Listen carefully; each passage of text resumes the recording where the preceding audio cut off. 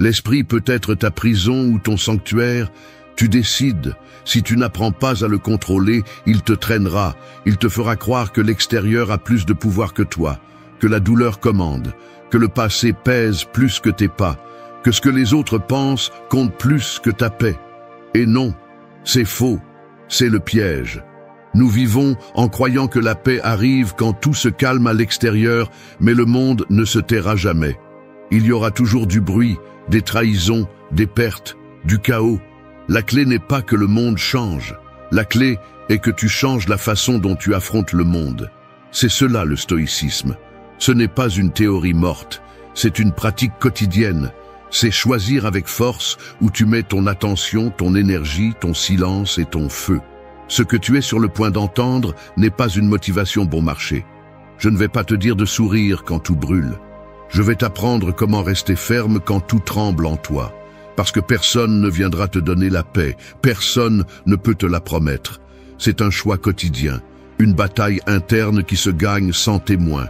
Et oui, tu vas devoir lâcher des choses qui font mal, des personnes qui confondent, des pensées qui te gênent. Mais tu vas aussi récupérer quelque chose de plus précieux, le contrôle. Chaque personne qui est apparue, chaque situation qui t'a brisé, chaque adieu, chaque silence, avait un but. Ce n'était pas un hasard, c'était un miroir, et tu décides si tu l'ignores ou si tu l'utilises pour te transformer. Cette vidéo est cela, une carte de 10 leçons qui vont te défier à regarder différemment, à penser différemment et à vivre avec plus d'intention. La question est, vas-tu continuer à survivre à ce qui se passe, ou vas-tu commencer à maîtriser ce qui se passe en toi? Reste. Parce que si quelque chose de tout cela t'a touché, alors tu es plus que prêt à commencer. 1. L'art de gouverner ton esprit avant qu'il ne te gouverne. Un esprit sans contrôle est comme un cheval sauvage qui court directement vers l'abîme. Il a de la force, oui. Il a de la vitesse, oui. Mais si tu ne lui mets pas des rênes, si tu ne prends pas le contrôle, il finit par tout détruire. C'est ainsi que fonctionne l'esprit. Il peut te pousser vers ta meilleure version ou il peut te faire écraser contre tes pires habitudes. Le problème est que la plupart des gens ont peur de prendre les rênes. Ils préfèrent lâcher, laisser les pensées faire ce qu'elles veulent, laisser les émotions dicter la journée, laisser les réactions justifier leurs erreurs. Et ainsi, petit à petit, ils perdent le pouvoir sur eux-mêmes. C'est ici que tout commence. Si tu ne maîtrises pas ton esprit, quelqu'un d'autre le fera. Les opinions des autres, la pression sociale, la peur, la culpabilité, le passé, l'anxiété pour l'avenir. Tout le monde s'immisce si tu n'es pas présent. Parce qu'un esprit vide ne reste pas silencieux, il se remplit de déchets. Il n'y a pas d'espace neutre. Ou tu prends le contrôle, ou tu le cèdes à ton inconscience. Ce n'est pas un processus magique ni immédiat. Il s'agit d'une pratique quotidienne, d'une attention réelle, de cesser de vivre en pilote automatique et de commencer à remarquer comment tu penses, pourquoi tu réagis comme tu réagis, quelles voix internes tu écoutes. Ces voix ne sont souvent même pas les tiennes, ce sont des phrases qui sont restées gravées en toi depuis des années, des échecs non résolus, des critiques mal digérées.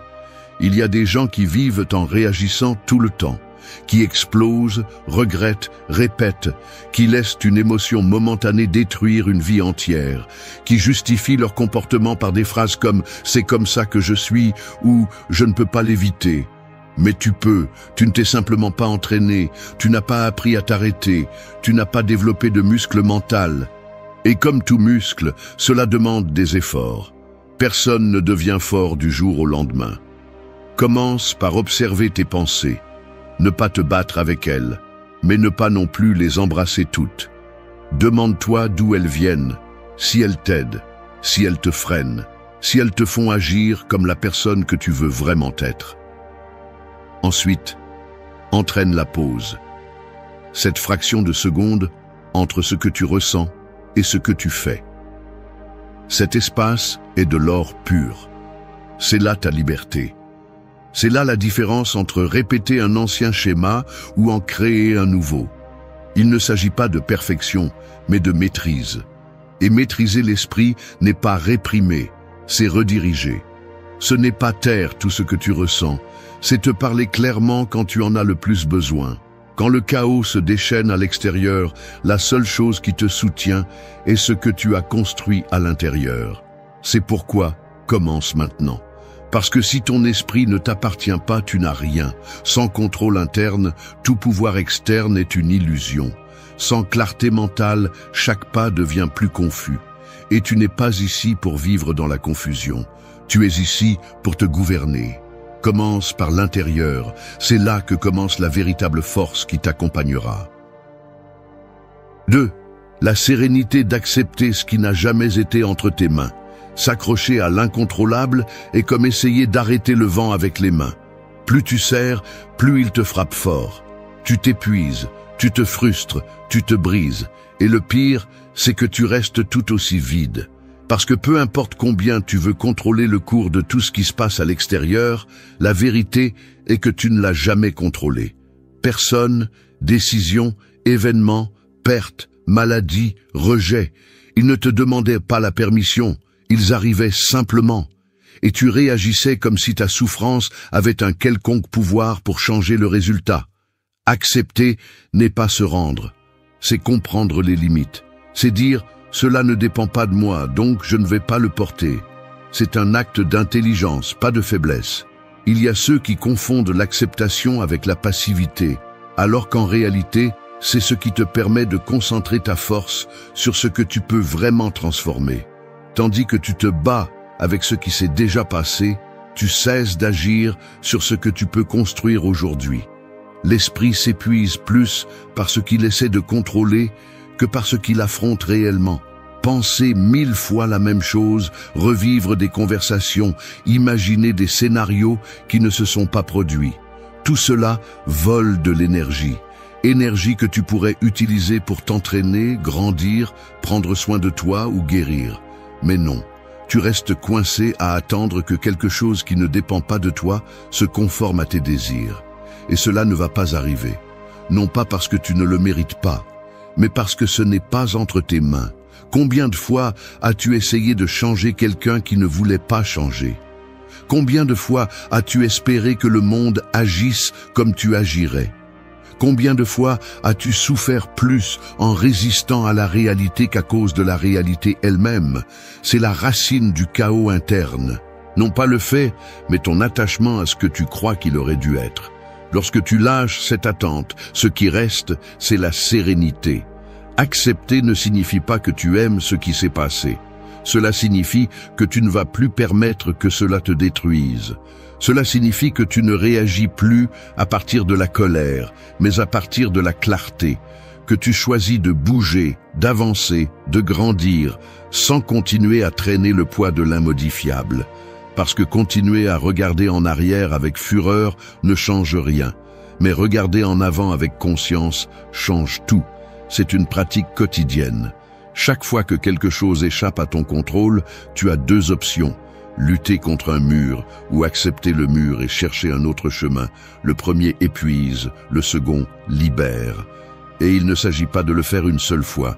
Il s'agit de s'en souvenir à chaque situation qui n'a pas tourné comme tu l'espérais. À chaque personne qui n'a pas agi comme tu le voulais, à chaque moment où le monde t'a dit non. C'est le test, et aussi l'opportunité. Le stoïcien ne nie pas ce qui se passe. Il observe, respire, accepte et répond. Parce qu'il sait que la sérénité n'arrive pas quand tout est parfait. Elle arrive quand il lâche l'illusion de contrôler ce qui n'a jamais été entre ses mains. C'est là qu'il le comprend. 3.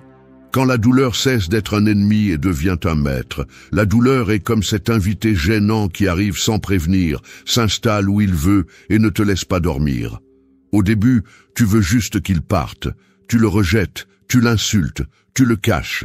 Mais quand tu arrêtes de te battre contre lui et que tu le confrontes les yeux ouverts, tu te rends compte qu'il est venu pour t'enseigner quelque chose. Non pas pour te punir, mais pour te former.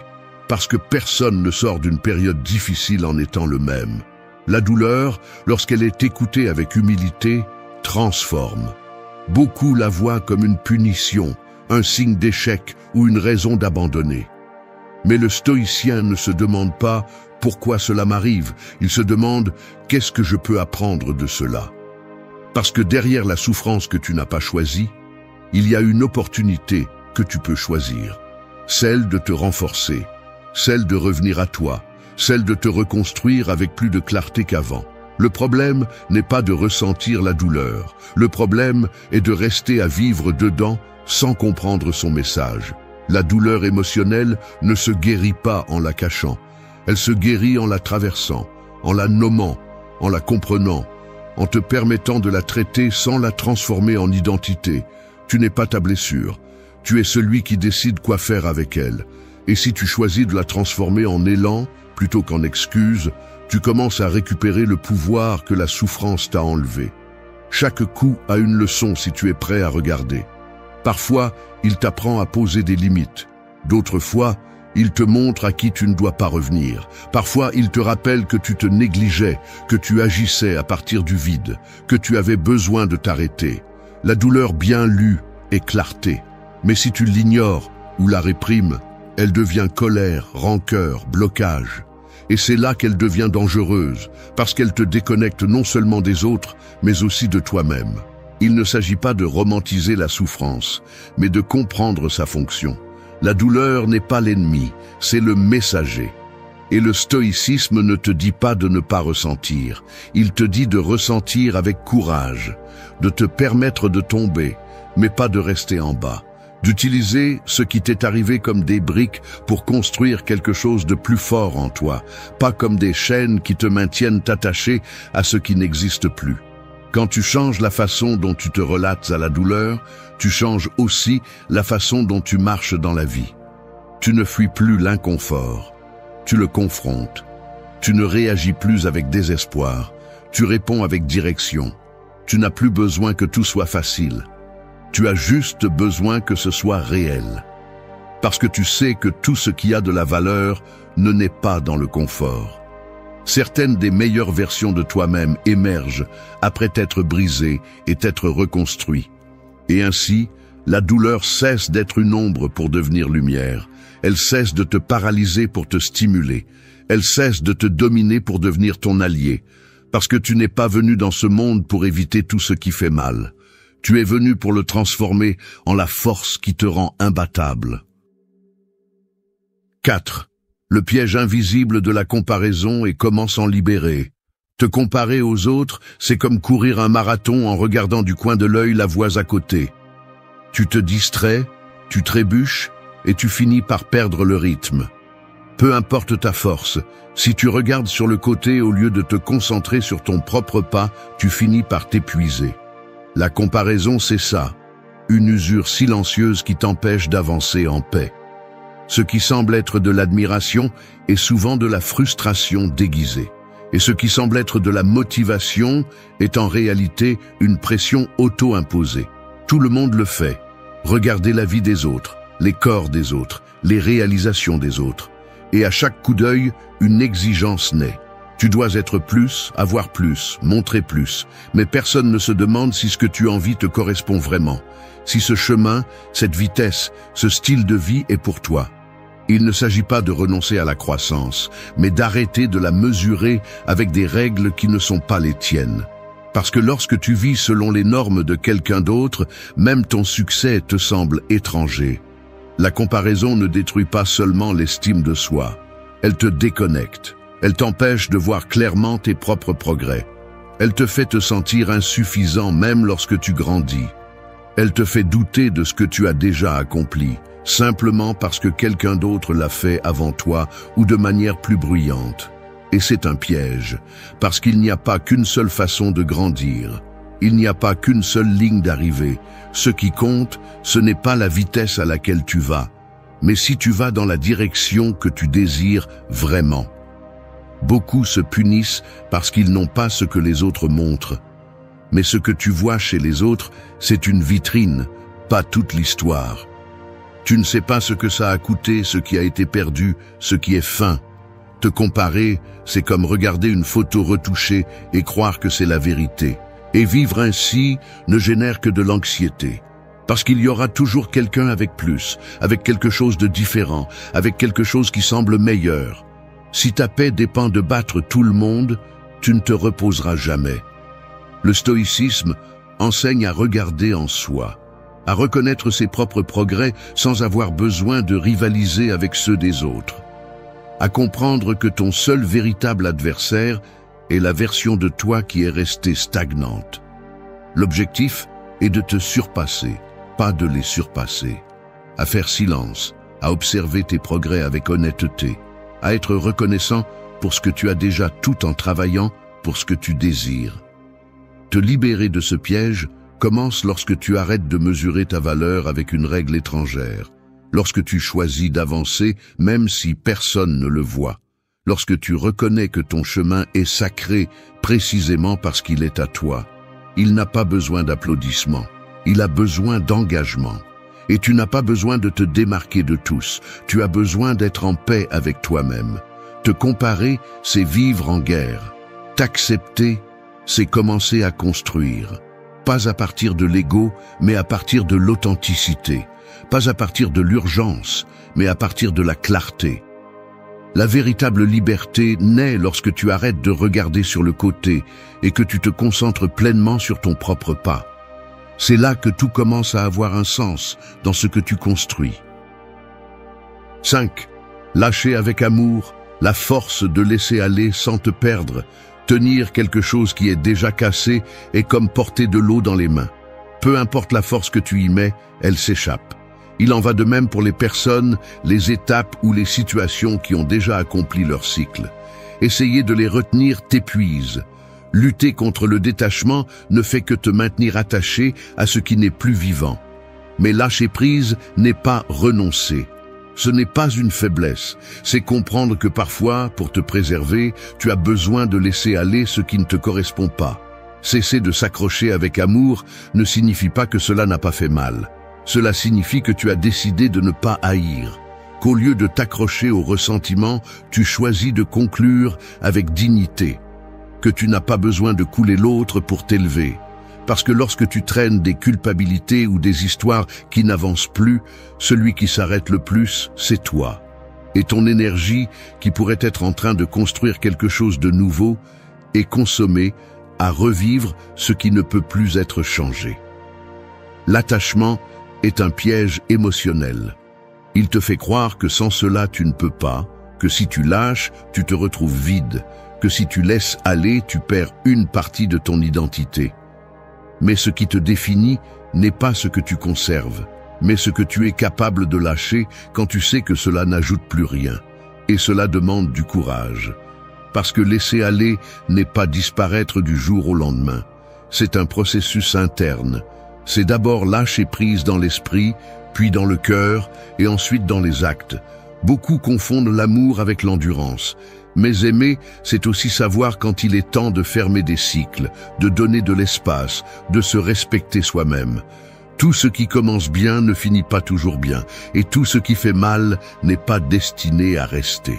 Quand tu choisis de rester là où tu ne grandis plus, tu commences à te trahir.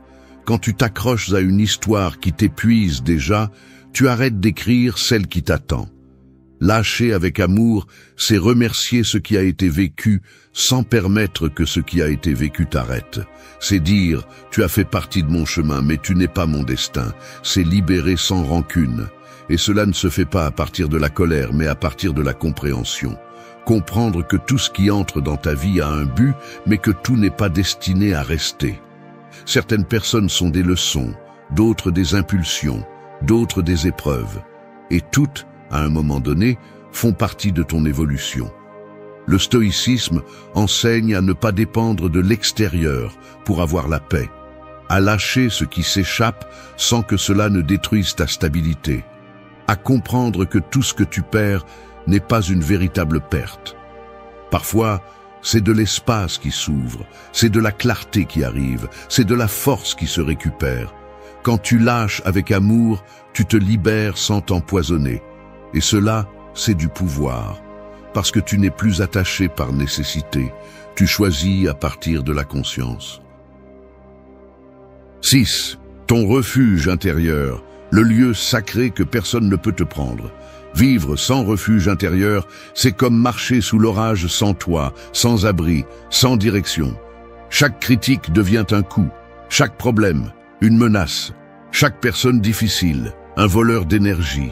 Tu n'as pas de protection, tout affecte, tout te bouleverse. Et le pire, c'est que tu t'habitues à vivre à la merci des éléments émotionnels, en pensant que cette vulnérabilité est normale. Mais ce n'est pas le cas. La véritable force naît lorsque tu construis en toi un espace auquel personne ne peut accéder sans ta permission. Ce refuge ne s'achète pas, ne s'improvise pas, ne se transmet pas. Il se crée avec de petites décisions quotidiennes, quand tu choisis de te respecter même lorsque les autres ne le font pas, quand tu décides de stopper le bruit extérieur et de vraiment t'écouter. Quand tu commences à prendre soin de toi comme tu prenais soin de tout le monde, sauf de toi. Ce lieu se construit avec des actes, des limites, des pauses, de l'honnêteté. Il y a ceux qui vivent en attendant que quelqu'un d'autre leur donne ce refuge. Un partenaire, un ami, une famille, une figure extérieure qui les protège de tout. Mais quand le refuge dépend de quelqu'un d'autre, n'importe quelle absence le fait s'effondrer. Et là, tu te sens à nouveau perdu. C'est pourquoi le refuge le plus sûr est celui que tu construis à l'intérieur, celui qui ne dépend pas de l'humeur émotionnelle de personne, celui qui tient le coup même quand tout semble instable à l'extérieur. Le stoïcien comprend cela. C'est pourquoi il cultive son monde intérieur. C'est pourquoi il n'a pas besoin d'approbation constante ni de validation extérieure. Parce que sa base est solide. Il ne vit pas en cherchant à échapper. Il vit en sachant qu'il a en lui tout ce dont il a besoin pour faire face à ce qui vient. Non pas parce que tout va bien, mais parce qu'il est en paix avec ce qu'il est, avec ce qu'il décide, avec ce qu'il ressent. Cet espace intérieur n'est pas de l'isolement, c'est de la clarté. Ce n'est pas de la froideur, c'est de la maturité. C'est avoir un endroit où retourner quand le monde pousse, quand les choses ne se passent pas comme prévu, quand les émotions menacent de déborder. Là, tu peux respirer, penser, comprendre. Et de là, tu peux agir avec sérénité, sans te laisser emporter par la tempête du moment. Construire ton refuge implique de renoncer à l'idée que tout doit s'adapter pour que tu te sentes bien. Cela implique de faire la paix avec ton histoire, tes erreurs, tes blessures. Cela implique de te regarder sans te juger, mais aussi sans te mentir. C'est un processus profond, mais nécessaire, parce que le jour où tout sera secoué, ce refuge sera la seule chose qui te maintiendra debout. Et il ne s'agit pas de t'enfermer, il s'agit de protéger ce qui a le plus de valeur, ton énergie, ton calme, ton focus. Tout le monde ne mérite pas d'entrer dans cet espace. Tout ce que tu entends ne mérite pas ta réponse. Tout ce qui se passe ne mérite pas ton angoisse. Savoir filtrer, savoir fermer, savoir prendre soin de toi, c'est la sagesse en action. Cet endroit en toi est ton plus grand trésor. Et si tu le renforces, rien ni personne ne pourra te briser complètement. Parce que peu importe ce que tu perds, si ton refuge intérieur est intact, tu auras toujours un endroit d'où recommencer. 7. Ce que disent les autres parle d'eux, pas de toi. La bouche d'autrui est comme un miroir brisé. Elle reflète, mais déforme. Elle parle, mais ne dit pas toujours la vérité. Et pourtant, beaucoup vivent en fonction de ce que ces voix projettent. Ils marchent avec peur d'être jugés, ils agissent en cherchant l'approbation, ils s'arrêtent chaque fois que quelqu'un donne son avis avec dureté, comme si la valeur personnelle était définie par l'écho que les autres font de vos décisions. Mais ce n'est pas le cas. Ce ne l'a jamais été. Ce que les autres disent de toi en dit plus sur eux que sur toi. Et si tu n'apprends pas à séparer cela, tu vas vivre prisonnier d'un reflet qui ne t'appartient même pas. La plupart des gens parlent à partir de leurs propres blessures, leurs frustrations, leur vision limitée du monde. Ils critiquent ce qu'ils ne comprennent pas, attaquent ce qui les dérange, minimisent ce qui les confronte. Si tu réussis, ils disent que tu as eu de la chance. Si tu échoues, ils disent que tu l'as mérité. Si tu t'éloignes, ils t'accusent d'être égoïste. Si tu restes, ils exigent plus de ce qu'ils donnent. Et au milieu de tout cela, c'est toi, essayant de t'adapter à une narration qui n'a jamais été la tienne. Vouloir plaire à tout le monde est le chemin le plus rapide vers la perte d'identité. Parce que pour plaire à certains, tu vas devoir te trahir toi-même. Tu vas devoir te taire ce que tu penses, faire ce que tu ne veux pas, feindre ce que tu ne ressens pas. Et cela pèse. Apprendre à lâcher l'opinion d'autrui ne signifie pas devenir indifférent, cela signifie devenir libre. Cela signifie que tu peux écouter sans assumer, que tu peux recevoir une critique et te demander si elle est vraie sans la laisser te définir. Tout le monde n'a pas la capacité de te voir de manière complète. Certains ne verront que la partie qu'ils aiment souligner, d'autres projettent leurs insécurités sur toi. Certains voudront te voir petit pour ne pas se sentir moins. D'autres seront mal à l'aise avec ta croissance parce qu'elle leur rappelle ce qu'ils n'ont pas osé faire. Et cela n'a rien à voir avec toi. Tu n'es pas ici pour porter les miroirs brisés de personne. Chaque fois que quelqu'un parle de toi, rappelle-toi de te demander « Cette voix me connaît-elle vraiment ? Cette opinion vient-elle du respect ou du jugement ? Cette critique me construit-elle ou me limite-t-elle ? Et si elle n'ajoute rien, ne l'emporte pas avec toi. Parce que ton esprit est un espace sacré, pas une décharge émotionnelle où n'importe qui peut venir déposer ses insécurités. Quand tu comprends cela, tu respires différemment. Tu arrêtes d'expliquer chaque pas. Tu arrêtes de justifier chaque changement. Tu arrêtes de chercher la permission d'être qui tu es. Parce que celui qui est en paix avec son essence n'a plus besoin d'approbation pour soutenir sa présence. Ce que disent les autres devient un bruit de fond. Et ton focus, ta voix et ton chemin deviennent beaucoup plus clairs. Ce n'est pas de l'ego, c'est de la maturité. C'est la liberté à son meilleur. 8. La simplicité comme porte vers la clarté et la paix. Accumuler sans sens est comme remplir un sac à dos pour traverser un désert. Ce qui semble utile au début devient rapidement un poids qui te ralentit. Tout ce que tu portes ne te sert pas. Tout ce que tu charges ne t'accompagne pas. Et cela s'applique aussi à ta vie. La société enseigne que plus c'est mieux. Plus d'objets, plus de plans, plus de stimuli, plus de buts. Mais derrière cette accumulation se cache souvent le bruit. Une façon d'éviter le silence, un déguisement de succès qui ne fait que masquer le désordre interne. La simplicité n'est pas la pauvreté, c'est la concentration. C'est savoir distinguer l'essentiel de l'accessoire. C'est apprendre à garder ce qui ajoute, sans craindre de lâcher ce qui est superflu. Nous vivons à une époque où la complexité est valorisée, l'immédiateté est recherchée et la simplicité est sous-estimée. Mais c'est justement dans la simplicité que réside le pouvoir, parce que la simplicité éclaire. Elle élimine l'excès, elle illumine ce qui compte. Le stoïcien ne cherche pas à vivre plein de choses, il cherche à vivre plein de sens. C'est pourquoi sa vie ne tourne pas autour du matériel, mais de l'essentiel. Il n'a pas besoin d'ornements pour se sentir complet. Il n'a pas besoin de prouver pour valider sa valeur. Il trouve dans le minimum suffisant. Et à partir de là, il vit avec une paix qui ne dépend pas de la reconnaissance externe, mais de la cohérence interne. La simplicité commence par une décision.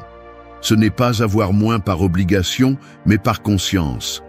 Ce n'est pas faire peu, mais faire ce qui est nécessaire. Ce n'est pas parler moins, c'est dire seulement ce qui compte. Ce n'est pas éliminer les émotions, c'est arrêter de dramatiser ce qui ne mérite pas tant d'énergie. C'est regarder ta journée et te demander ce qui apporte vraiment de la valeur, ce qui te connecte, ce qui t'élève, ce qui te centre. Et commencer à éliminer ce qui ne fait qu'occuper de l'espace. Une vie simple n'est pas ennuyeuse, elle est stable. Et la stabilité émotionnelle n'est pas obtenue en accumulant des stimuli, mais en ordonnant des priorités.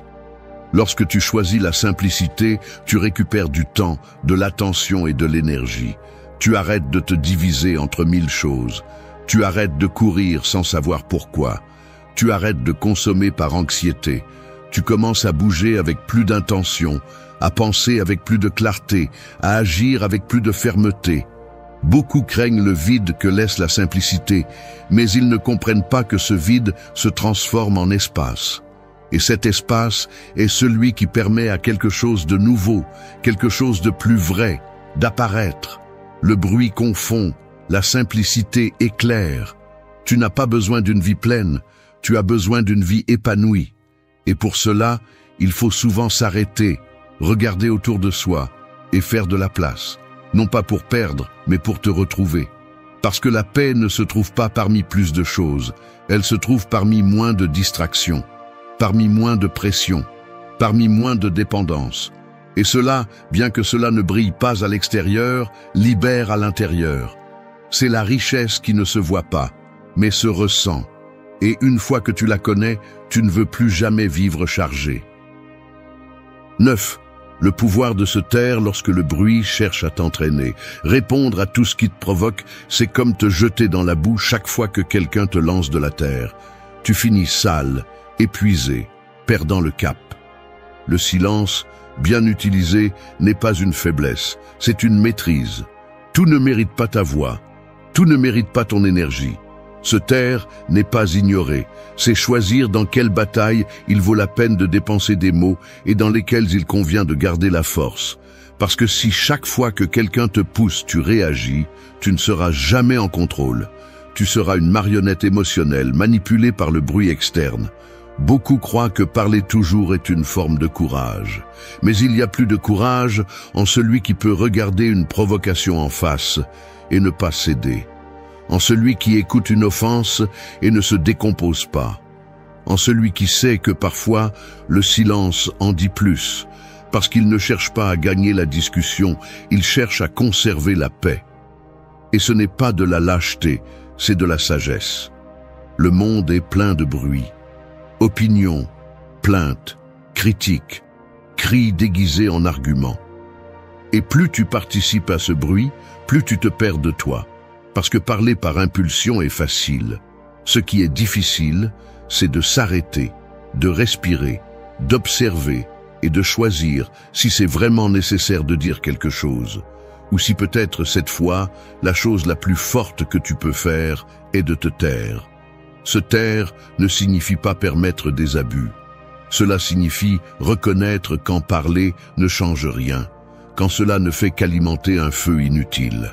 C'est savoir que tout le monde ne mérite pas une explication, que tout le monde ne comprend pas ton langage, que tout le monde n'est pas prêt à écouter ce que tu as construit avec effort à l'intérieur de toi.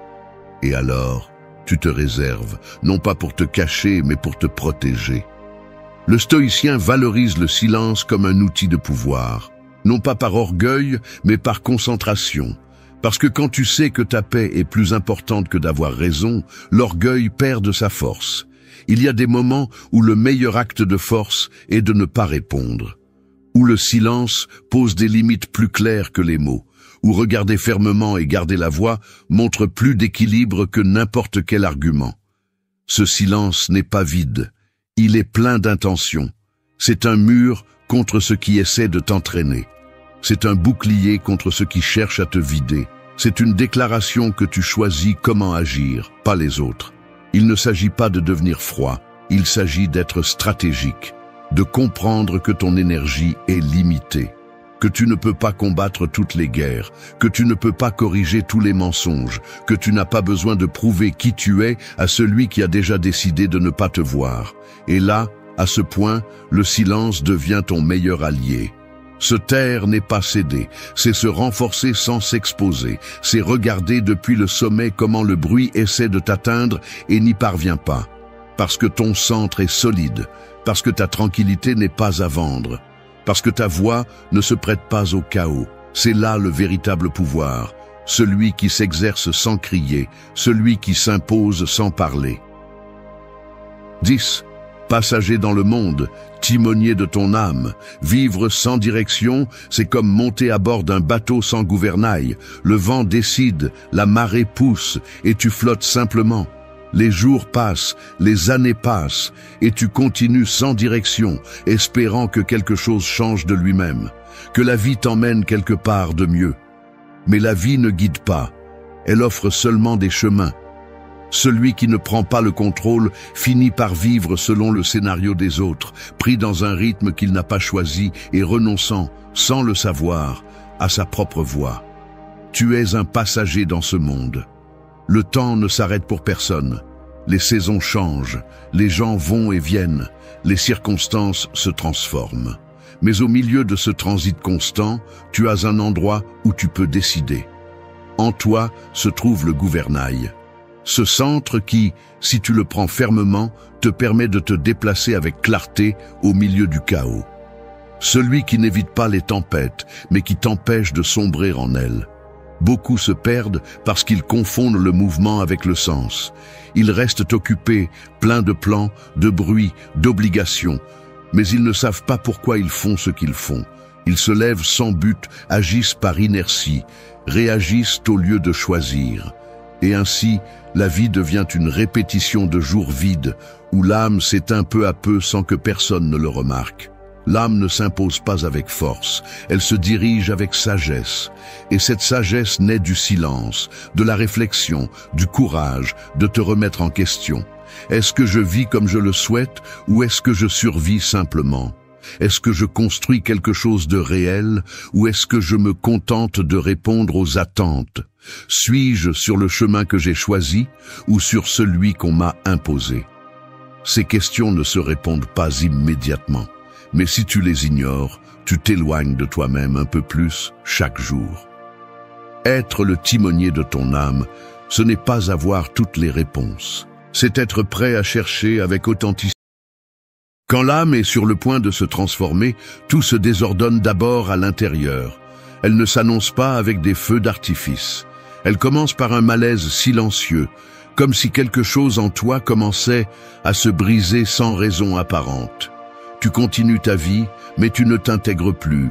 Les conversations t'épuisent, les environnements que tu tolérais auparavant t'irritent, et ce que tu voulais avant, tu ne le reconnais plus comme tien. Tu n'es pas en crise. Tu es en transition. La plupart le confondent avec la dépression, l'épuisement, la déconnexion. Mais en réalité, c'est une étape de purification. Le silence que tu ressens n'est pas le vide, c'est l'espace. La fatigue n'est pas la faiblesse, c'est le nettoyage. Tu lâches du poids mort, et ce qui semble être une chute est en réalité un élan vers l'intérieur. Tu descends dans les profondeurs de toi-même pour récupérer quelque chose que tu avais oublié, ton véritable pouvoir. Ce n'est pas une belle étape, elle ne fait pas bonne figure sur les réseaux sociaux, elle ne peut pas être facilement expliquée aux autres, mais celui qui la traverse change pour toujours. Parce que juste avant une renaissance personnelle, on commence à mourir de l'intérieur, et personne ne le remarque. Tu t'isoles, non par fierté, mais parce que ton âme a besoin de silence pour crier. Tu arrêtes de parler, non parce que tu n'as rien à dire, mais parce que tu comprends que l'explication est une perte d'énergie. Ce message n'est pas pour ceux qui veulent se sentir mieux pendant un moment. Il est pour ceux qui ressentent déjà le tremblement sous leur peau, pour ceux qui savent que quelque chose se brise, mais qui pressentent que cette rupture apporte la vérité. Si tu ressens cela, reste.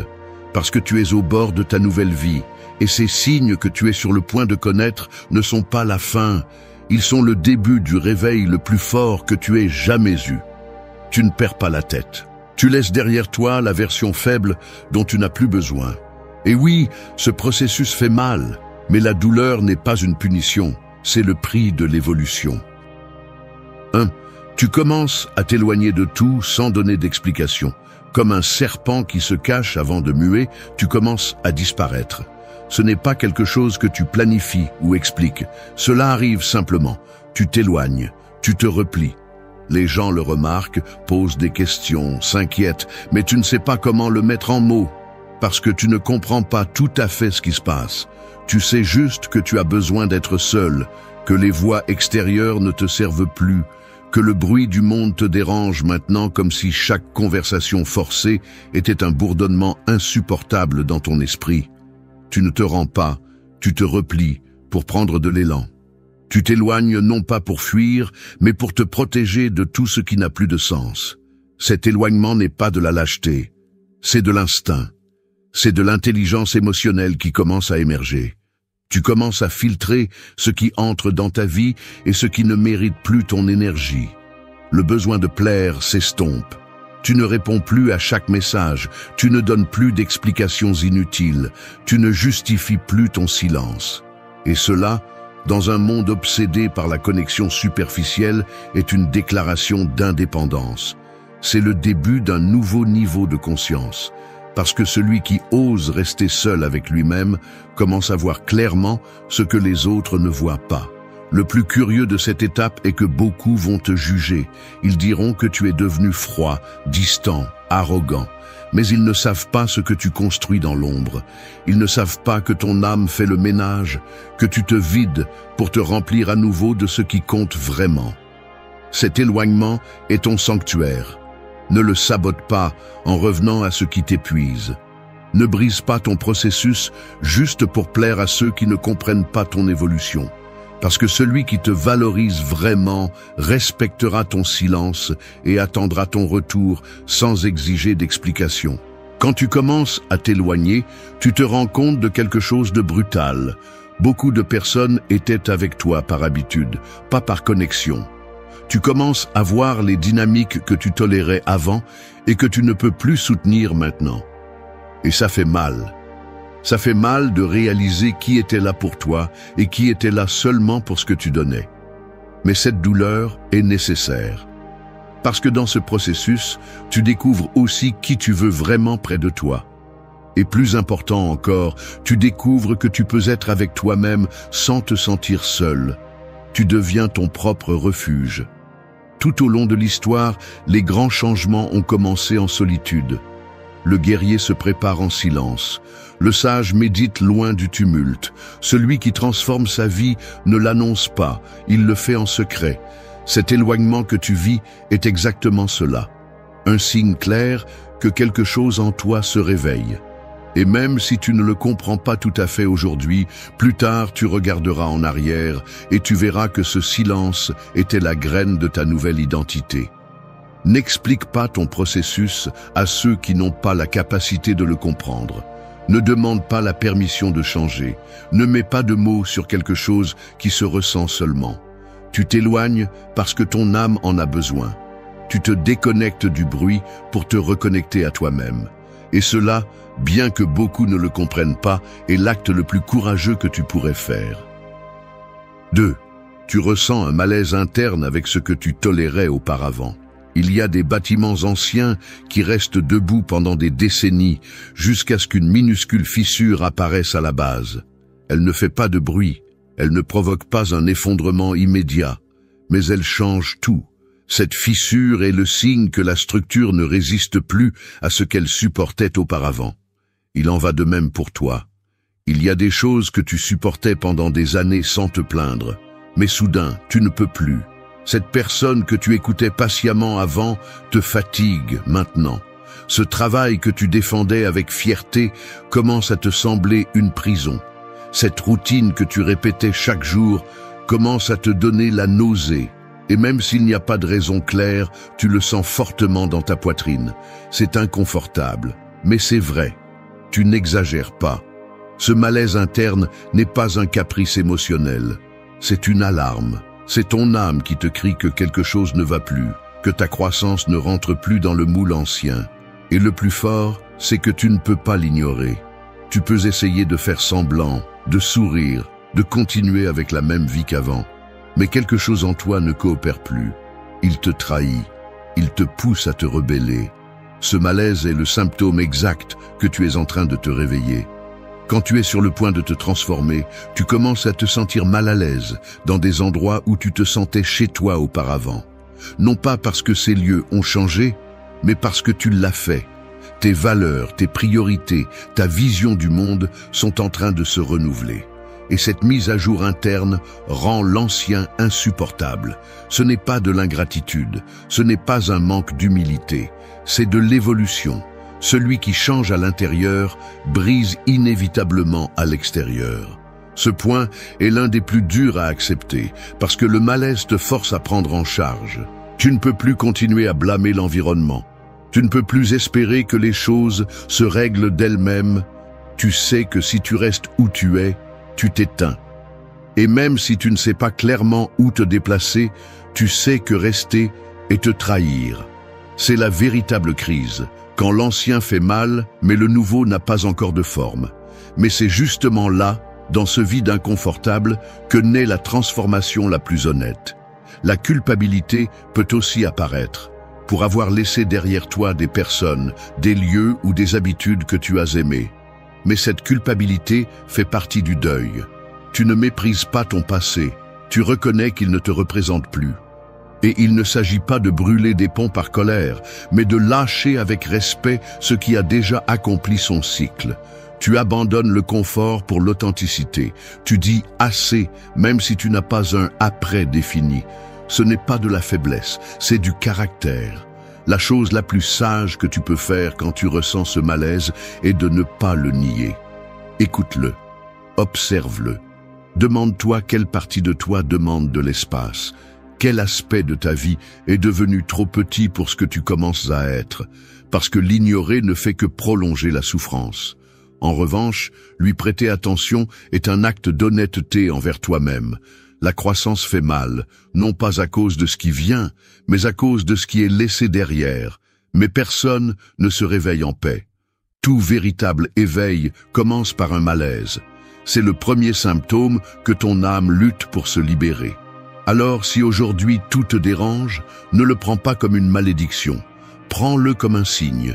Tu es en train de briser l'ancienne structure. Et cette fissure en toi, bien qu'ennuyeuse, est le début d'une vie plus alignée avec qui tu es vraiment. 3. Tu perds l'intérêt à impressionner les autres. Les feux d'artifice éblouissent pendant quelques secondes, mais disparaissent tout aussi rapidement. Ils illuminent le ciel avec fracas, avec des couleurs, avec une attention garantie. Mais ensuite, tout retourne à l'obscurité.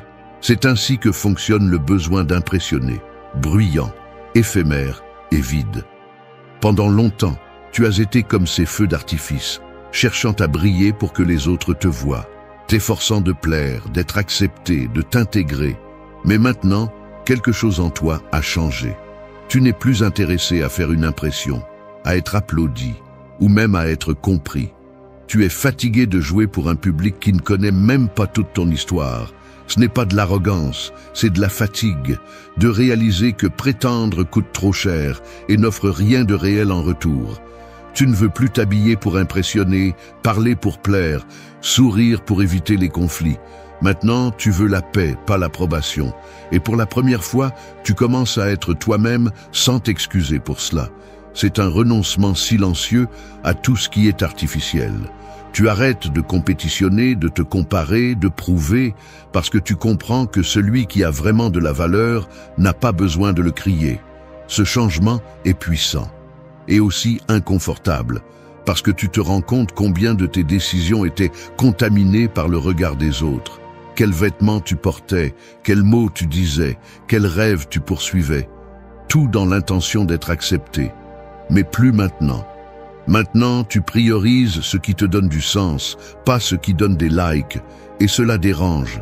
Ceux qui te connaissaient avec le masque sont mal à l'aise de te voir sans lui. Ils diront que tu as changé, et ils auront raison. C'est à ce moment que tu commences à prendre des décisions à partir d'un autre endroit. Tu ne choisis plus en fonction de ce que tu espères que les autres pensent de toi, mais en fonction de ce dont tu as besoin pour te sentir en paix. Et dans ce processus, beaucoup de gens se perdent, parce qu'il y a des relations qui n'existaient que tant que tu t'efforçais de maintenir une image. Quand tu arrêtes de jouer, beaucoup disparaissent, mais d'autres arrivent aussi. Des gens qui se connectent à ta vérité, pas à ton personnage. La perte d'intérêt à impressionner ne te rend pas invisible. Elle te rend libre, parce que tu découvres que le respect le plus solide est celui qui naît d'être cohérent avec toi-même, pas celui qui s'achète avec de belles paroles. Tu commences à valoriser davantage ta tranquillité que l'admiration des autres. Et cela change tout. Tu te déplaces différemment, tu parles différemment, tu choisis avec fermeté, non par orgueil, mais parce que tu apprends à prioriser ton authenticité. Pendant cette étape, il est normal de ressentir un vide, parce que si tu n'es plus ce que tu prétendais être, qui es-tu alors? C'est un processus lent, mais nécessaire. te découvrir sans ornement, sans exagération, sans filtre. Découvrir que tu peux être intéressant sans essayer de plaire, que tu peux avoir de la valeur sans avoir à le prouver. C'est l'un des signes les plus clairs que tu es vraiment en train de changer. Cesser d'impressionner, c'est cesser de jouer. Et c'est l'un des actes les plus courageux que tu peux faire dans une société qui te récompense pour paraître.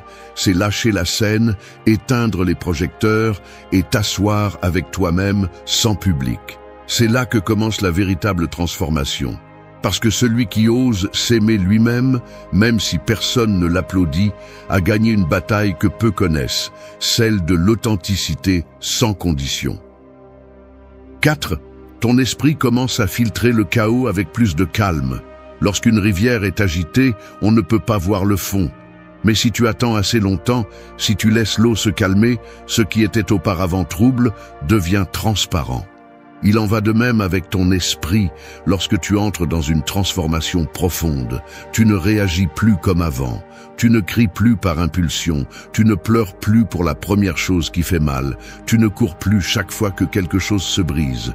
Tu commences à observer, à respirer, à répondre depuis un lieu plus mature, plus centré. Ce n'est pas que le chaos a disparu, c'est que tu as appris à ne pas lui donner le contrôle. Et ce calme n'est pas un hasard, c'est une conséquence. C'est le résultat de t'être brisé de nombreuses fois, d'avoir crié en silence, d'avoir souffert dans l'ombre. Chaque moment de douleur t'a formé sans que tu t'en rendes compte. Chaque déception, chaque trahison, chaque perte, tout a appris à ne plus perdre la tête pour ce qui ne dépend pas de toi. Et maintenant, lorsque les tempêtes apparaissent, tu ne cours pas, tu ne te bats pas, tu ne supplies pas. Tu attends, et dans cette attente, tu te renforces. Ce n'est pas de la froideur, c'est de l'intelligence émotionnelle. C'est savoir que tout ne mérite pas une réaction, que tout le monde ne mérite pas une explication, que tous les conflits n'ont pas besoin que tu t'épuises. Lorsque tu commences à filtrer le chaos, tu comprends qu'il y a des batailles qui n'existent que si tu décides d'y participer. Et tu décides de ne pas le faire, non par peur, mais par sagesse. Tu as réalisé que ta paix n'a pas de prix et que le véritable pouvoir n'est pas de contrôler le monde, mais de te contrôler toi-même. Ce calme déconcerte ceux qui te connaissaient différemment. Ceux qui étaient habitués à te voir exploser sont maintenant confus par ta sérénité. Ils te provoquent, te défient, te jugent pour ton silence. Mais tu sais que le véritable changement ne se crie pas, il se démontre. Et rester ferme quand tout bouge est un signe que tu maîtrises ce qui te dominait auparavant. L'esprit qui te trahissait auparavant commence maintenant à t'obéir. Il ne s'agit pas de réprimer ce que tu ressens, mais de le gouverner. Tu reconnais la colère, mais tu ne la laisses pas décider. Tu ressens la tristesse, mais elle ne t'entraîne pas. La peur te visite, mais elle ne te paralyse pas.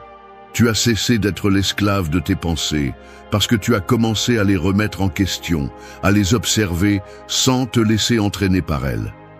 Cette distance intérieure que tu n'avais pas auparavant est ce qui te permet aujourd'hui de rester calme, même au milieu des cris des autres. Et dans ce calme naît une nouvelle clarté. Tu commences à voir des intentions cachées, à détecter la manipulation déguisée en affection, à comprendre des schémas qui te confondaient auparavant. Le bruit baisse et l'intuition monte. Tu n'as plus besoin de tant de conseils extérieurs. Tu commences à faire plus confiance à ce que tu perçois, à ce que tu sais. Parce que tu t'es écouté en silence, sans distraction, sans fioriture. Filtrer le chaos ne signifie pas que la vie devient plus facile. Cela signifie que tu deviens plus fort. Et cette force tranquille, qui n'a pas besoin de s'imposer, qui ne cherche pas la validation, est ce qui marque le début de ta nouvelle étape. Une étape où tu ne vis plus en éteignant des feux, mais en construisant depuis le centre. Parce que celui qui apprend à calmer son esprit ne vit plus en fuyant le monde, il vit en choisissant comment l'affronter. Et cela, même si cela ne fait pas de bruit, est l'un des signes les plus puissants d'évolution privilégiée. 5. Tu remarques que tu es en train de dire adieu à d'anciennes versions de toi-même. Il existe des arbres qui, à certaines saisons, laissent tomber leurs feuilles sans que personne ne les touche. Ils ne le font pas parce qu'ils sont malades, Ils le font parce qu'ils savent que cette partie a terminé son cycle. Ils ne résistent pas. Ils ne luttent pas. Ils laissent simplement aller. Et il commence à se passer la même chose en toi. Tu te rends compte qu'il y a des attitudes, des pensées et des versions passées de toi-même qui n'ont plus de place dans ce que tu commences à être. Tu ne l'as pas prévu, mais tu le sens. C'est un adieu interne, silencieux, sans applaudissements ni rituel. Tu dis adieu à cette partie de toi qui avait l'habitude de tout supporter, à celle qui évitait les conflits à tout prix, à celle qui prétendait aller bien quand ce n'était pas le cas. Et tu ne le fais pas par haine, tu le fais par gratitude. Se souvenir de qui tu étais peut faire mal, mais il serait encore plus douloureux de t'obliger à rester cette personne simplement parce que les autres s'y sont habitués. À ce stade du processus, tu commences à rompre des pactes que tu as faits avec toi-même par peur, des pactes qui disaient « ne dérange pas, ne te distingue pas, ne te mets pas en premier ». Et en les rompant, tu te sens étrange, voire coupable. Mais tu te sens aussi libéré, parce que tu sais que pour avancer, il faut arrêter de porter qui tu n'es plus. Souvent, ces anciennes versions de toi-même n'étaient pas mauvaises, elles étaient simplement nécessaires. Tu as survécu avec elles. Tu t'es défendu avec elles. Tu as accompli des choses importantes, mais maintenant, elles gênent. Ce sont des vêtements qui ne te vont plus. Et même si tu essaies de les ajuster, on voit bien que ce n'est pas toi. Rester dans ces habitudes serait comme essayer d'entrer dans un endroit où tu n'appartiens plus simplement parce que tu t'y sentais à l'aise à un moment donné. Il y a des pensées qui s'éteignent, des envies que tu n'as plus, des façons de réagir qui n'apparaissent plus. Et cela déconcerte au début, parce que tu ne laisses pas seulement des choses externes, tu lâches des parties de toi qui ont défini ton identité pendant des années. Mais voici ce qui est important, tu ne te perds pas, tu te retrouves. Et même s'il y a une sorte de deuil interne, c'est un deuil qui ouvre l'espace pour une version plus intégrale, plus réelle, plus alignée avec toi. Le plus difficile à ce stade est que cela ne se voit pas à l'œil nu. Les gens ne voient pas ce que tu lâches à l'intérieur. Tu continues à aller au même travail, à croiser les mêmes personnes, à dormir dans la même maison. Mais tu sais qu'un changement profond est en cours, parce que tu ne te parles plus de la même manière, tu ne te traites plus durement, tu ne t'abandonnes plus pour t'adapter. Tu commences à t'écouter avec plus de respect, à choisir avec plus de conscience. Et cela marque le début d'un nouveau type de relation avec toi-même. Ta narration interne commence aussi à changer. Tu arrêtes de dire « c'est comme ça que je suis » pour commencer à dire « c'est comme ça que j'étais ». Tu te permets d'évoluer sans craindre de paraître incohérent, parce que tu comprends qu'il n'y a pas de contradiction à changer, seulement de la croissance. Celui qui ne change pas est celui qui reste coincé dans l'image que les autres ont de lui. Et tu n'es plus prêt à vivre pour maintenir une image. Tu es prêt à vivre pour te sentir en paix. Quand tu dis adieu à d'anciennes versions de toi-même, tu ne sais pas exactement qui tu seras après. Et c'est bien. Tu n'as pas besoin de tout savoir. Tu as juste besoin de continuer à lâcher ce qui ne vibre plus avec toi. Parce que cet espace vide qui reste n'est pas de la solitude, c'est un terrain fertile. C'est là que naîtra la nouveauté. Et même si elle n'a pas encore de forme, elle se sent plus authentique que tout ce que tu as été auparavant. Parce qu'elle vient de toi, pas de ce que le monde attend. Et cela, même si c'est difficile, vaut chaque étape du processus, même si c'est difficile. 6. Augmente ta résistance émotionnelle face à l'incertitude.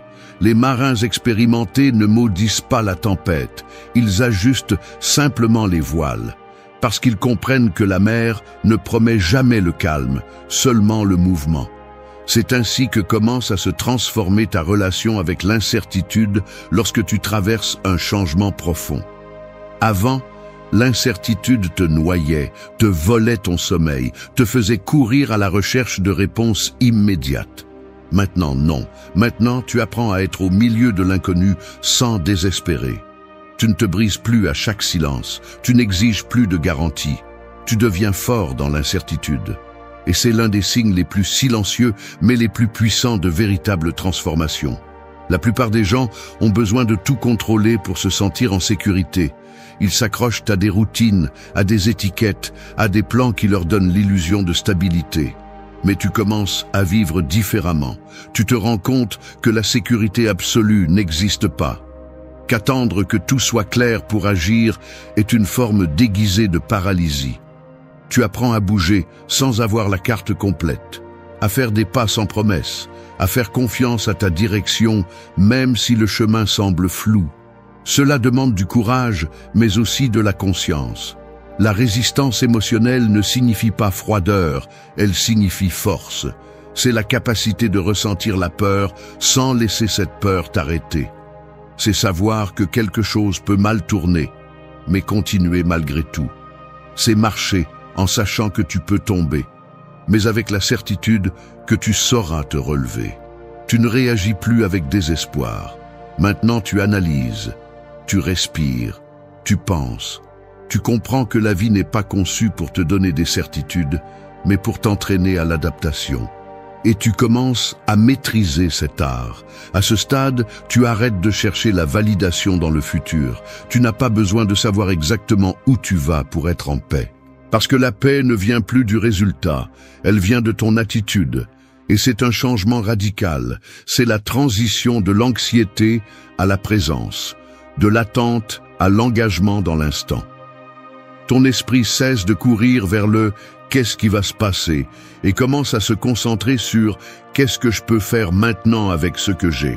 Et ce changement interne te rend immensément fort. Résister à l'incertitude ne signifie pas ne pas ressentir. Cela signifie ressentir tout sans te laisser consumer. C'est accepter que la douleur peut te toucher mais ne pas t'entraîner, que la confusion peut t'accompagner mais ne pas te définir. Tu commences à reconnaître que chaque moment d'obscurité apporte une leçon, que chaque vide est un espace en attente d'être rempli par quelque chose de nouveau, et cela change ta façon de te rapporter à la vie, parce que tu arrêtes d'attendre que tout s'emboîte et tu commences à construire à partir de là où tu es. Tu découvres aussi quelque chose de plus profond, que souvent l'incertitude était nécessaire pour que tu lâches ce que tu n'aurais jamais lâché de ton plein gré, que le chaos t'a amené à découvrir des parties de toi qui étaient endormies, que sans perdre le cap, tu n'aurais jamais créé ton propre chemin. Cette compréhension ne vient pas des livres ni des conseils. Augmenter ta résistance émotionnelle face à l'incertitude ne te rend pas moins humain. Elle te rend plus sage, parce que pendant que d'autres sont paralysés par l'ignorance, tu avances.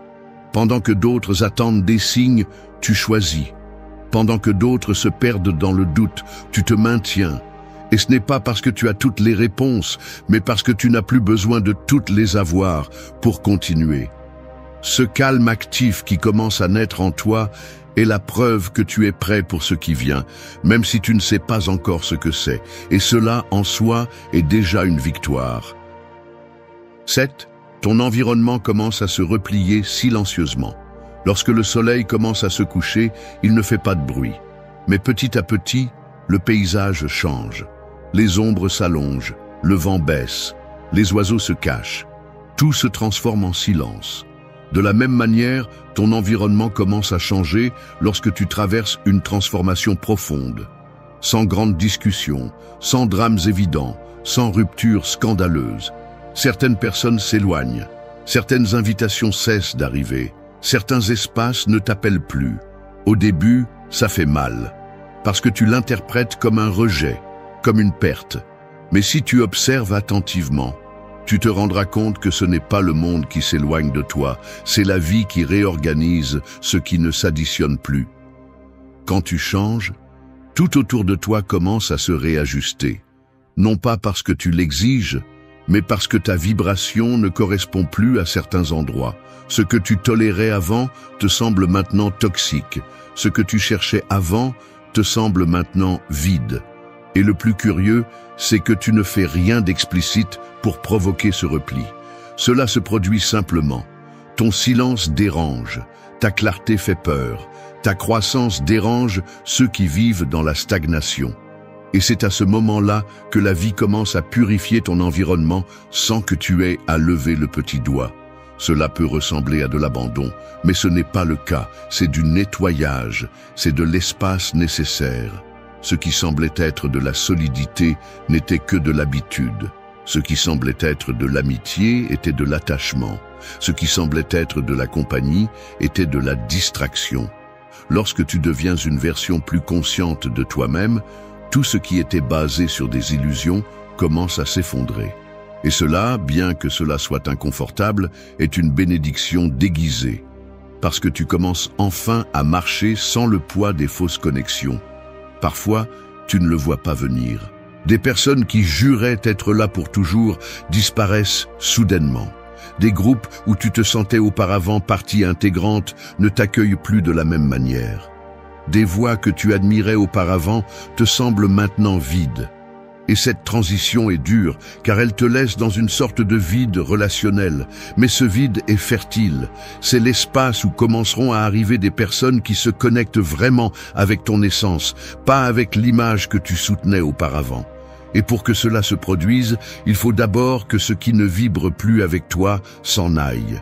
L'important à ce stade est de ne pas le prendre personnellement, ne pas chercher de coupable, ne pas forcer les choses à revenir comme avant. Parce que si elles s'éloignent, c'est pour une raison. Et si toi-même tu perds de l'intérêt à maintenir certaines connexions, c'est aussi pour une raison. Ton énergie est en train de changer. Et ce qui est aligné avec toi trouvera un moyen de rester. Le reste se dissoudra simplement. Sans cri, sans scène, sans besoin d'explication.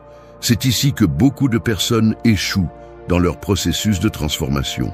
Parce qu'en se sentant seules, elles retournent à ce qui les épuisait pour ne pas ressentir le vide.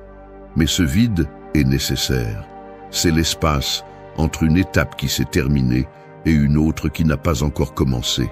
C'est la pause sacrée entre qui tu étais et qui tu es sur le point de devenir. Ne le remplis pas avec urgence. Soutiens le silence. Apprends à l'habiter.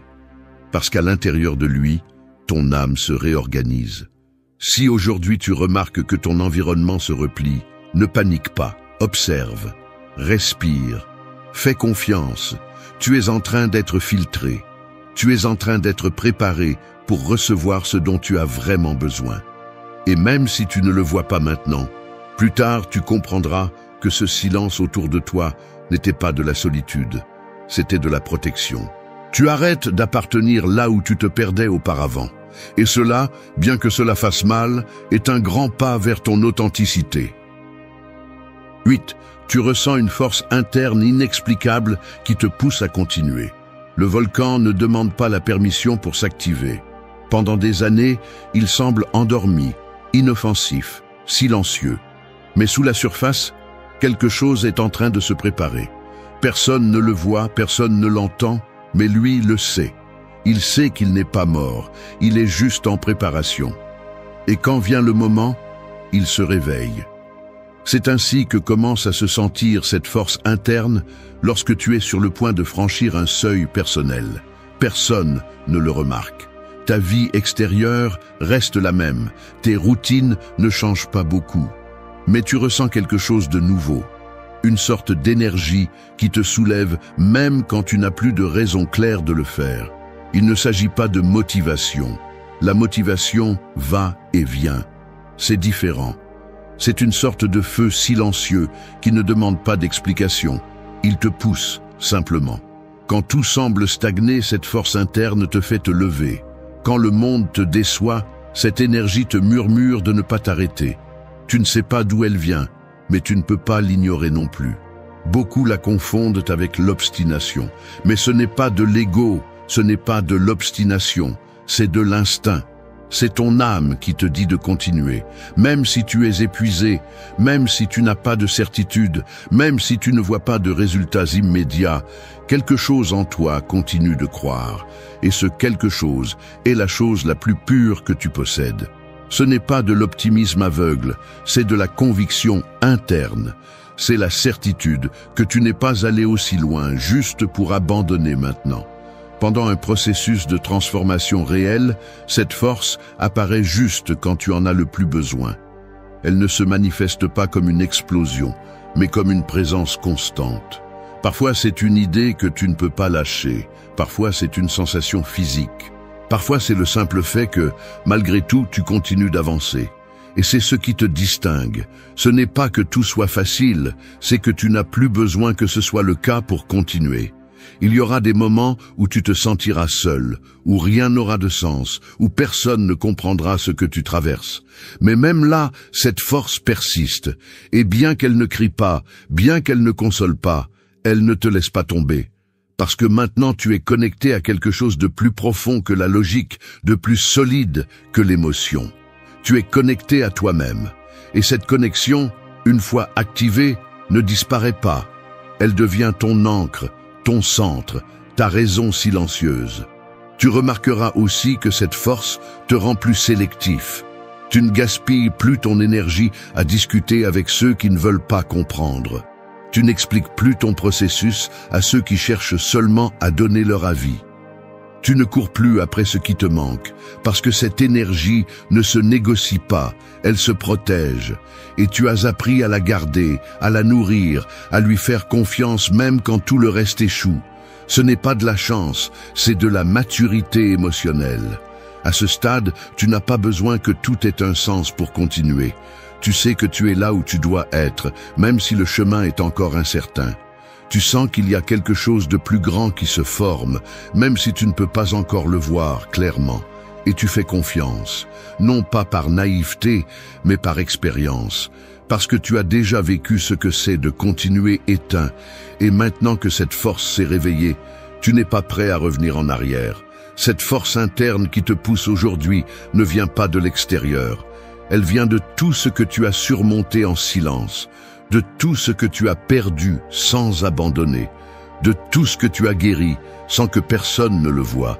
Tu n'as pas besoin de la comprendre pour en profiter, tu as juste besoin de continuer à marcher. Parce que c'est le signe le plus clair de tous. Quand tu sens que tu ne peux pas t'arrêter, même si tu ne sais pas pourquoi, c'est parce que tu es plus proche de ce que tu imagines. Et celui qui arrive là ne revient pas. Il se transforme et il avance. Merci d'être resté jusqu'à la fin de la vidéo. Si vous avez tout vu, commentez « Je suis stoïcien » comme notre signe secret, indiquant que vous êtes un véritable apprenant. Le visage peut se remplir de rides, mais l'esprit ne vieillit que lorsque tu décides d'abandonner. La jeunesse ne s'oxyde pas sur la peau, elle s'oxyde dans l'esprit de ceux qui vivent en portant des culpabilités, du stress et du conformisme. Le corps ne s'éteint pas avec les années, il s'éteint par manque de passion, par excès de bruit intérieur et par les batailles que tu n'oses jamais affronter. C'est la vérité que personne ne veut entendre. Tu ne te flétris pas parce que le calendrier avance, tu te flétris parce que tu as choisi de laisser la vie te passer dessus. Le monde insiste pour vendre des formules magiques, des crèmes miraculeuses et des chirurgies qui promettent d'arrêter le temps. Mais le temps ne s'arrête pas. Ce que tu peux arrêter, c'est la manière dont tu le laisses te détruire. La jeunesse n'est pas dans le fait de cacher les rides, elle est dans le calme d'un esprit ferme, dans la force d'un corps qui bouge, dans la discipline d'un esprit qui ne se laisse pas emporter par le chaos. Celui qui apprend à contrôler ses émotions, à prendre soin de son environnement, à se reposer avec un but, à lâcher les rancunes, à bouger le corps constamment et à se parler avec respect, celui-là ne vieillit pas, il se renforce. Et c'est ici que beaucoup s'effondrent. Ils pensent que vieillir est inévitable, alors qu'en réalité, ce qui vieillit ne sont pas les années, mais les habitudes qui t'asservissent. Ce n'est pas un message de consolation, ni un discours d'espoir vide. C'est un rappel cru et réaliste. Ta vitalité dépend de toi. Maintenir la jeunesse n'est pas un luxe réservé à quelques-uns, c'est un choix quotidien qui nécessite du courage, de la discipline et de la vérité. Reste jusqu'à la fin, car ce que tu vas entendre n'est pas un ornement pour te sentir mieux, c'est un coup direct à la conscience. Ta jeunesse n'est pas dans ta peau, elle est dans la façon dont tu choisis de vivre. Le stress te vieillit, le calme te rajeunit. Une rivière qui ne se repose jamais finit par déborder et détruire tout ce qu'elle touche. C'est ainsi que fonctionne le stress dans le corps. Il ronge en silence, use les nerfs, affaiblit le cœur et éteint le regard. L'erreur est de penser que c'est une partie inévitable de la vie moderne, comme si le porter était un prix que tout le monde doit payer. Mais le stress n'est pas neutre, il s'infiltre dans la peau, dans la posture, dans la voix, dans l'énergie. Chaque souci inutile devient une ride, chaque charge émotionnelle un poids qui rétrécit, chaque réaction impulsive une fissure de plus qui érode la vitalité. Les stoïciens comprenaient bien cette bataille. Bien qu'ils n'utilisaient pas le mot stress, ils le reconnaissaient sous la forme de passions incontrôlées, de peurs paralysantes, de soucis pour ce qui ne dépend pas de nous. Épictète répétait que la liberté commence par distinguer ce qui est sous notre contrôle et ce qui ne l'est pas. Celui qui se concentre sur ce qu'il peut gérer vit avec sérénité, tandis que celui qui gaspille de l'énergie sur ce qui n'est pas entre ses mains se flétrit prématurément. Le stress est un ennemi invisible qui se nourrit de pensées. Il suffit de répéter encore et encore ce qui dérange, ce qui fait peur ou ce qui ne peut pas être résolu pour que l'énergie commence à se dissiper. La science le confirme, des niveaux élevés de cortisol détériorent les cellules, affaiblissent le système immunitaire et accélèrent le vieillissement. Ce n'est pas une métaphore quand on dit que le stress tue lentement, c'est un fait. Chaque fois que tu te laisses emporter par la tempête mentale, tu donnes des années de vie à un ennemi qui n'est jamais rassasié. Le calme, en revanche, est un bouclier. Ce n'est pas de la passivité ni de la résignation, c'est du pouvoir réel. Quand tu choisis de respirer au lieu d'exploser, d'attendre au lieu de désespérer, de lâcher au lieu de retenir l'impossible, le corps répond. Les muscles se détendent, le cœur bat à un rythme régulier, la peau reflète l'oxygène et la fraîcheur. Le calme est un rajeunisseur naturel qui ne s'achète pas ni ne s'injecte, il se travaille. Chaque fois que tu choisis le silence face à la provocation, chaque fois que tu te concentres sur le présent, au lieu de te perdre dans des futurs imaginés, tu renforces la vitalité. L'erreur de beaucoup est de croire que le calme signifie faiblesse. En réalité, le calme est maîtrise. N'importe qui peut perdre le contrôle, n'importe qui peut crier ou se laisser emporter par la panique. Même le plus faible peut le faire. Mais celui qui parvient à la sérénité au milieu du chaos démontre une véritable force. Et cette force se traduit par la jeunesse. Le regard de quelqu'un au calme est différent. Il ne transmet pas la fatigue, il transmet la clarté. La voix ne tremble pas d'anxiété, elle communique la fermeté. Le corps ne se recroqueville pas sous la tension, il reste droit naturellement. Vivre avec calme n'est pas un cadeau qui apparaît de nulle part, c'est une décision quotidienne. Soit tu permets au monde de t'empoisonner avec des tensions, soit tu construis en toi un espace où rien d'extérieur n'a de pouvoir absolu.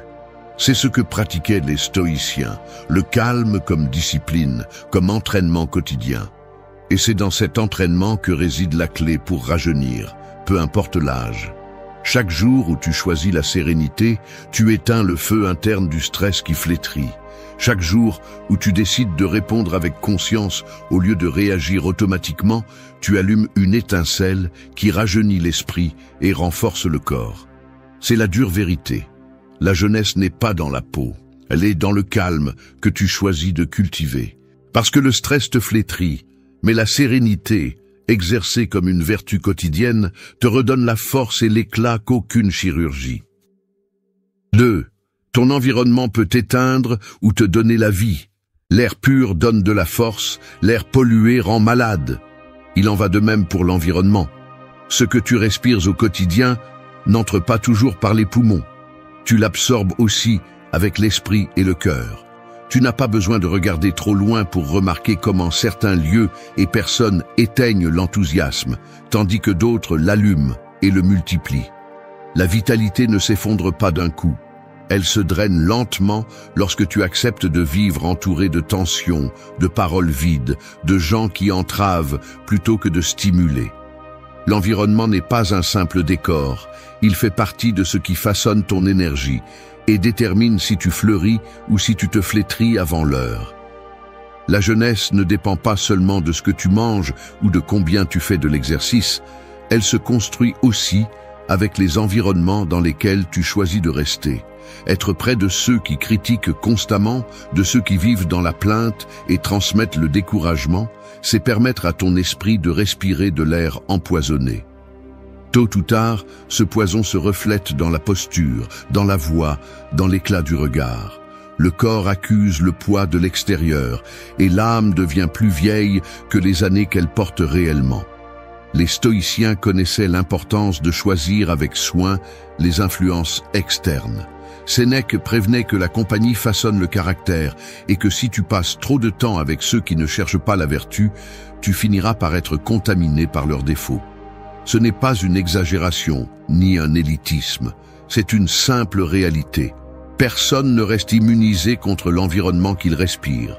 Tout comme un jardin ne peut pas pousser au milieu des déchets, ta vitalité ne peut pas se maintenir au milieu de conversations vides, d'environnements toxiques ou de relations qui drainent plus qu'elles n'offrent. L'environnement peut agir comme une étincelle ou comme un extincteur. Il suffit d'observer la différence. Après avoir parlé avec quelqu'un qui vit avec passion et énergie, tu ressors revigoré, avec l'envie de bouger, de créer, de vivre. En revanche, après avoir partagé du temps avec quelqu'un qui ne fait que se plaindre, qui critique sans proposer, qui transmet le pessimisme, l'énergie chute, le corps pèse et même les pensées se brouillent. Cette différence montre que l'environnement n'est jamais neutre.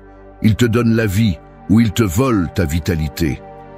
La vérité inconfortable est que si tu ne choisis pas ton environnement te choisit. Et la jeunesse, comprise comme énergie et fraîcheur intérieure, ne se maintient pas dans des lieux qui intoxiquent. Tu as besoin du courage de poser des limites, de couper les liens avec ceux qui ne font que soustraire, de sortir des espaces qui te consument en silence. La vitalité se défend aussi par des décisions drastiques. Il ne suffit pas d'avoir de bonnes habitudes internes si l'extérieur est empoisonné. Même ce que tu consommes comme information fait partie de ton environnement. Ce que tu lis, ce que tu écoutes, ce que tu vois tous les jours nourrit ou intoxique l'esprit. Ce n'est pas un hasard si le calme et la clarté se flétrissent lorsque tu es entouré de bruit constant. Ton esprit respire aussi, et il le fait à travers les stimuli que tu choisis d'accepter. Rester jeune signifie prendre soin de l'air dans lequel tu vis. Tu ne peux pas rajeunir si tu restes dans des lieux qui étouffent ton énergie, ni si tu acceptes des compagnies qui t'éteignent petit à petit. Le véritable secret est de choisir consciemment qui entre dans ta vie, quels environnements tu permets et quelle voix tu décides d'écouter. Parce qu'au final, la vitalité est comme le feu. Elle a besoin d'oxygène. Et si ton environnement ne le fournit pas, la seule chose qu'il fera sera d'éteindre ta lumière. 3. Le repos profond est la véritable source de vitalité. La machine la plus puissante du monde se détruit lorsqu'elle ne s'éteint jamais. Il en va de même pour le corps et l'esprit. Sans véritable repos, ils commencent à se briser de l'intérieur, même s'ils continuent à fonctionner en apparence. L'erreur de beaucoup est de confondre dormir avec se reposer. Passer des heures au lit ne signifie pas que l'esprit a été renouvelé. La véritable jeunesse repose sur ce sommeil profond qui nettoie, répare et redonne de la force à l'organisme. Sans lui, aucun régime, aucun exercice, aucun supplément ne peut vous sauver de l'usure silencieuse qui vieillit prématurément. Le repos n'est pas un luxe, c'est un pilier biologique et spirituel. Le cerveau se régénère pendant le sommeil, élimine les toxines, consolide la mémoire et régule les émotions. Lorsque vous dormez mal, vous n'êtes pas seulement fatigué, vous êtes plus irritable, plus vulnérable et plus faible. Le corps reflète ce manque, la peau perd de son éclat. Les muscles ne se rétablissent pas, le système immunitaire baisse sa défense. C'est comme prétendre courir un marathon avec le réservoir vide. Vous pouvez tromper les autres avec de l'énergie artificielle pendant un certain temps, mais la facture arrive et le prix est toujours élevé.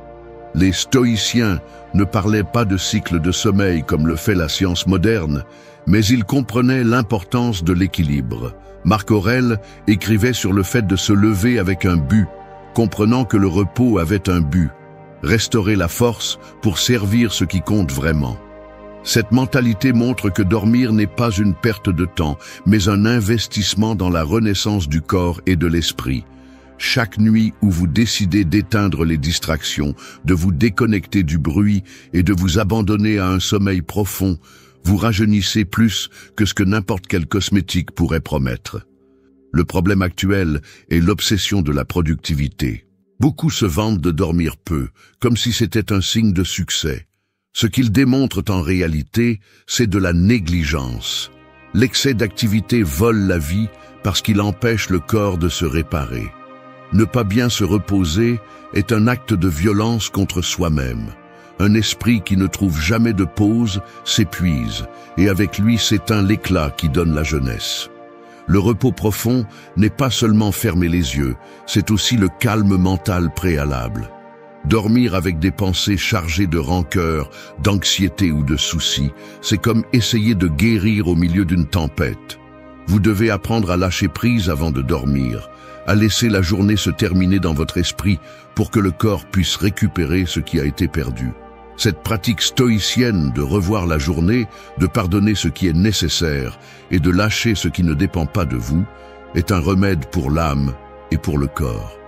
La vitalité se construit pendant les heures silencieuses de la nuit. Chaque sommeil profond est une renaissance invisible qui renforce votre énergie, rajeunit votre visage et renouvelle votre esprit. Si vous voulez rester jeune au-delà de l'âge, protégez votre repos comme vous protégez votre vie, car c'est en réalité ce que vous faites. 4. Lâcher les rancunes allège l'âme et rafraîchit le visage. Porter des rancunes ressemble à remplir un sac à dos de pierre et à le porter tous les jours, sans repos. Au début, tu penses que tu peux le supporter, que le poids n'est pas si lourd, que tu t'y habitueras avec le temps. Mais à chaque pas, les épaules se voûtent, le dos s'use et l'énergie diminue. C'est ainsi que fonctionne le ressentiment. Un fardeau silencieux qui consomme la vitalité, qui vole la fraîcheur et qui vieillit plus vite que les années. Le plus cruel est que pendant que tu le tiens, tu crois qu'il te protège, alors qu'en réalité, il te détruit de l'intérieur. La rancune est un poison lent. On ne le voit pas, mais on le ressent dans la tension constante du corps, dans la mâchoire serrée, dans la respiration lourde, dans le regard dur qui semble toujours en alerte. Chaque souvenir amer que tu choisis de nourrir devient une ride. Chaque pensée de vengeance laisse une ombre sur le visage. La jeunesse ne se perd pas seulement avec le passage du temps. Elle se perd aussi en gardant des blessures ouvertes que tu ne laisses jamais cicatriser. Il n'existe pas de chirurgie ni de cosmétique capable d'effacer la trace d'une âme durcie par l'amertume. Les stoïciens le savaient bien. Épictète enseignait que ce qui nous blesse ne sont pas les faits, mais la façon dont nous les interprétons. S'accrocher à la douleur d'hier, c'est comme la revivre encore et encore, en donnant ton présent à un fantôme du passé. Pardonner ne signifie pas justifier ce qui s'est passé, ni exonérer l'autre de sa responsabilité. Cela signifie se libérer, lâcher la chaîne que tu tiens toi-même. Celui qui refuse de pardonner n'enferme pas l'autre, il s'enferme lui-même. Celui qui lâche, en revanche, récupère de l'espace intérieur, gagne en légèreté et retrouve sa fraîcheur. La rancune vieillit parce qu'elle vole la joie. Une personne rancunière peut être entourée de bons moments, mais elle ne les apprécie jamais pleinement. Son attention est fixée sur ce qu'elle a perdu, sur ce qu'elle a souffert, sur ce qui n'a pas été résolu. Cette fixation draine l'énergie, transforme chaque jour en une répétition du passé. L'âme se durcit, et avec elle, le corps. En revanche, celui qui lâche retrouve la capacité d'émerveillement, de joie authentique.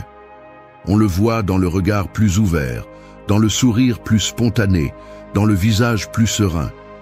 Ce changement ne s'obtient pas avec des masques externes, il naît de l'intérieur. Le pardon donc est un acte d'auto-soin. On ne le fait pas pour l'autre personne, on le fait pour soi-même. C'est dire au corps et à l'âme, je ne vais plus porter ce qui est déjà passé. Quelqu'un qui se libère des rancunes ne rajeunit pas seulement en esprit, mais aussi en apparence. La fraîcheur qu'il transmet est réelle, car il ne traîne plus de chaînes invisibles. Il se déplace plus légèrement, respire plus calmement, transmet la paix au lieu de la tension. La science soutient ce que l'ancienne sagesse pressentait. Des recherches démontrent que les personnes qui pratiquent le pardon réduisent leur pression artérielle, renforcent leur système immunitaire et dorment mieux. Le repos profond revient parce que l'esprit ne reste plus coincé dans des discussions imaginaires en fermant les yeux. Le corps en est reconnaissant. La peau semble plus saine, le cœur bat avec plus de stabilité. L'énergie circule avec plus de force. C'est une preuve claire que lâcher les ressentiments n'est pas seulement un acte spirituel, c'est aussi une médecine physique. La vérité agressive est celle-ci. Si tu refuses de pardonner, tu vieillis avant l'heure. Non pas parce que la vie t'a frappé, mais parce que tu continues à répéter ce coup dans ton esprit. Personne ne peut rester jeune en portant de la haine. Mais celui qui a le courage de lâcher rajeunit immédiatement, parce qu'il libère l'âme et laisse le corps s'exprimer sans chaîne.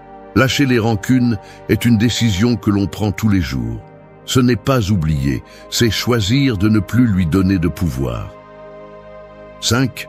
Le corps immobile se fane, le corps actif fleurit, l'eau stagnante finit par pourrir, accumulant de la saleté jusqu'à perdre toute sa fraîcheur. Le corps humain fonctionne de la même manière. S'il reste immobile, il se fane, perd de sa vigueur, s'éteint lentement. La vitalité ne se conserve pas dans un repos perpétuel, elle se conserve dans le mouvement. Chaque muscle, chaque articulation, chaque organe a besoin d'activité pour rester en vie. L'erreur est de penser que la sédentarité est du repos, alors qu'en réalité, c'est un déclin déguisé. Un corps immobile vieillit prématurément, non pas à cause des années qu'il porte, mais à cause du manque d'action qui l'oxygène. La jeunesse n'est pas dans l'absence de rides, elle est dans la façon dont le corps répond à l'effort. Une démarche ferme, une posture droite, une respiration profonde reflètent plus de vitalité que n'importe quel traitement esthétique. Le mouvement est le langage de la vie. Celui qui marche avec énergie démontre une fraîcheur intérieure, tandis que celui qui reste coincé dans l'inertie transmet de la fatigue, même s'il est encore jeune. La différence entre fleurir et se faner réside dans la façon dont tu choisis de bouger ton corps chaque jour. Les stoïciens comprenaient la valeur de la discipline physique. Marc Aurèle se souvenait que l'esprit a besoin d'un corps fort pour se soutenir et que prendre soin de son corps est un devoir, pas un luxe. Il ne s'agit pas de culte de l'apparence, mais de respect de la machine qui soutient ton esprit. La sédentarité affaiblit la volonté, car elle enseigne à se rendre au moindre effort. En revanche, l'activité constante renforce à la fois le corps et le caractère.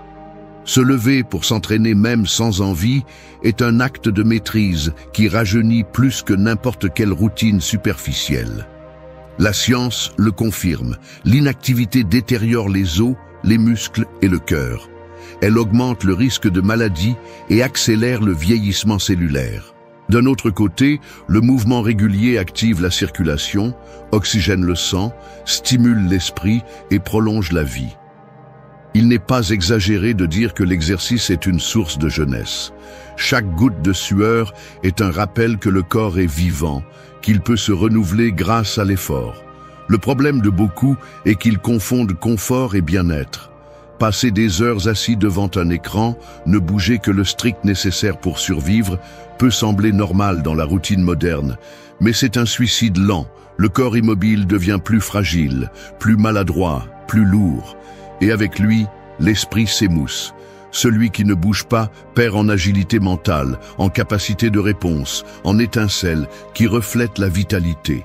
Le corps et l'esprit sont inséparables, l'un se fane avec l'autre.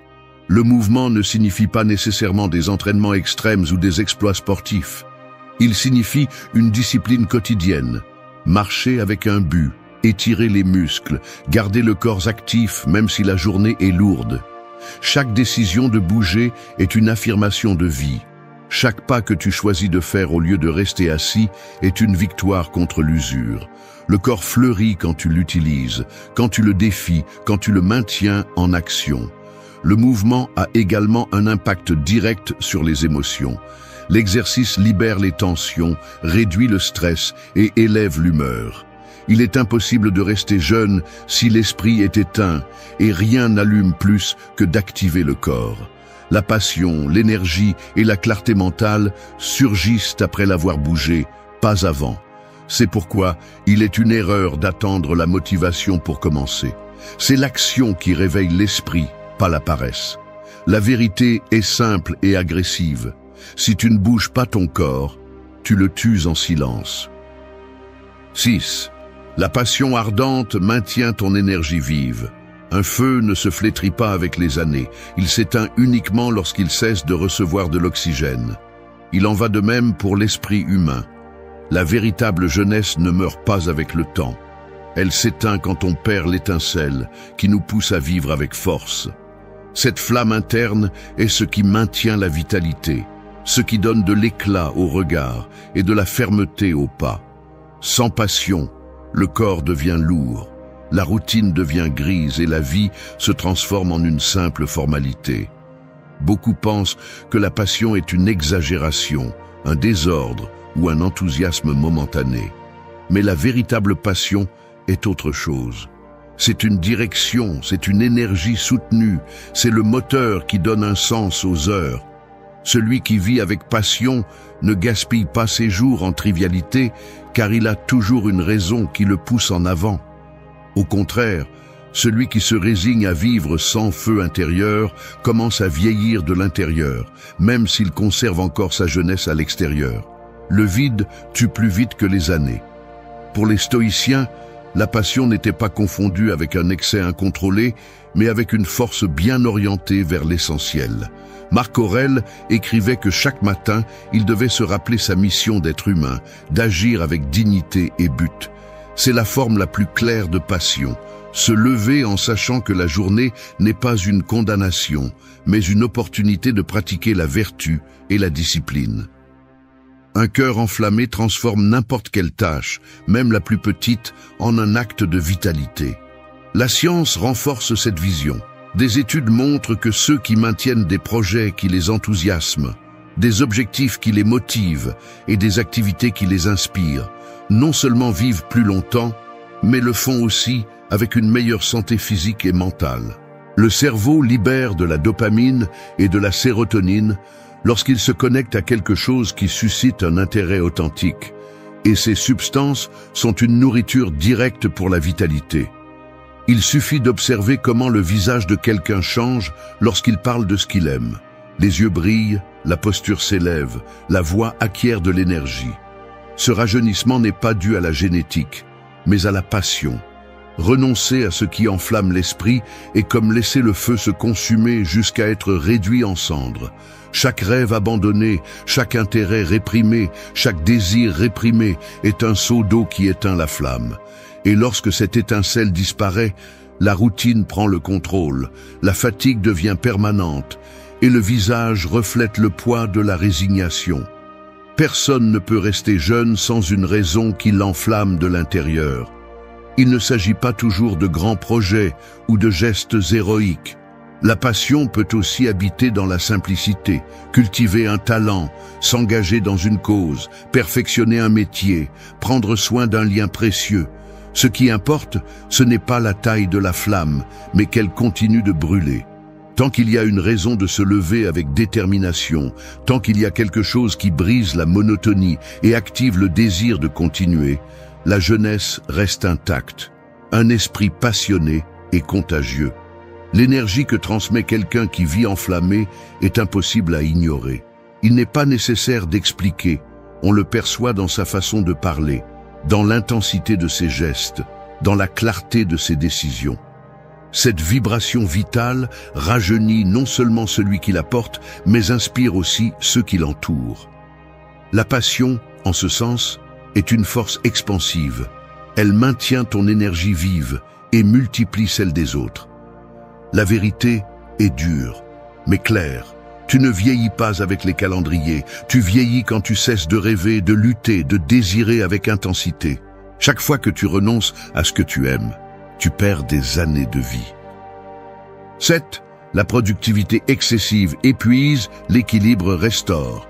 Une corde tendue peut résister longtemps, mais si elle ne se relâche jamais, elle finit par se rompre. C'est ce qui arrive à ceux qui vivent obsédés par la production, par la performance, par la démonstration de valeur, à travers des réalisations constantes. Ils pensent que plus ils font, plus ils seront épanouis, sans se rendre compte qu'ils brûlent leur énergie vitale à un rythme que le corps et l'esprit ne peuvent soutenir.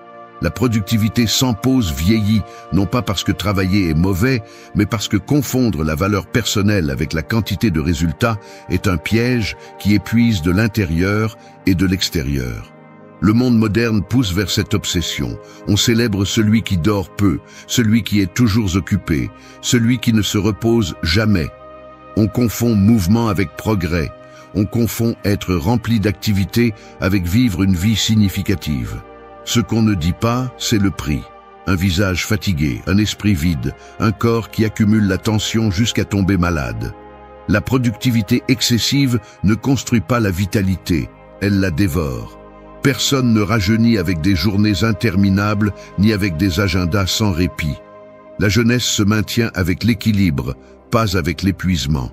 Les stoïciens comprenaient la valeur de la mesure. Pour eux, la vertu résidait dans la tempérance. Savoir quand agir avec force et quand s'arrêter pour retrouver la clarté. Sénèque avertissait que la vie n'est pas courte, mais que nous la gaspillons en choses inutiles. Cette réflexion montre que faire trop n'est pas toujours vivre plus, c'est souvent vivre moins. Celui qui remplit chaque minute d'activité perd la capacité d'être présent, et sans présence, il n'y a pas de véritable vitalité. La science est d'accord. Le stress chronique résultant de la surcharge de tâches accélère le vieillissement cellulaire, affaiblit le système immunitaire et détériore la santé mentale. Dormir peu, ne pas prendre de pause, vivre sous une pression constante active des mécanismes dans le corps qui l'usent comme s'il vieillissait d'un coup. Ce n'est pas un discours philosophique, c'est de la biologie pure. Celui qui ne s'arrête jamais se brise avant l'heure. L'équilibre, en revanche, rajeunit. Il ne signifie pas paresse ni manque de discipline, il signifie reconnaître que le corps a besoin de repos, que l'esprit a besoin de silence, que l'esprit a besoin d'espace de calme pour maintenir sa fraîcheur. Équilibrer n'est pas faire moins, c'est faire avec intention, c'est prioriser l'essentiel, c'est travailler avec concentration et ensuite s'arrêter avec la même fermeté pour récupérer de l'énergie. Le repos bien utilisé n'est pas du temps perdu, c'est un investissement en vitalité. Beaucoup pensent que s'arrêter est un signe de faiblesse. En réalité, c'est un signe de force et de maîtrise. N'importe qui peut se remplir d'occupation, n'importe qui peut tomber dans le piège de se sentir précieux seulement en faisant plus. Mais seul celui qui a le contrôle de lui-même sait quand dire stop.